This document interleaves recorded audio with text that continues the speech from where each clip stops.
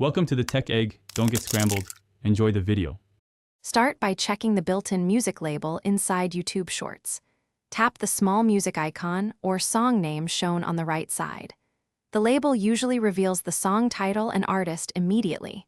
If you see the label, tap it to open the music page and view similar clips. If the label is missing, long press the video to isolate audio and prepare to use a recognition app. Also glance under the video description for any credited song names or timestamps provided by the creator.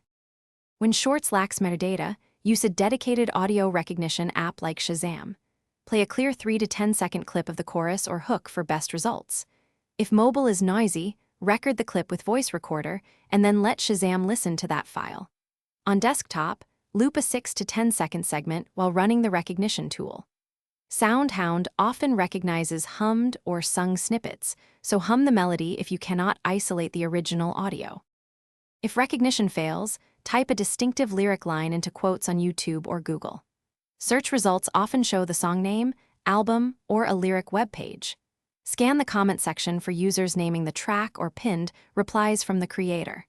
On desktop, inspect the page source to find the audio ID or linked music page in the embed code.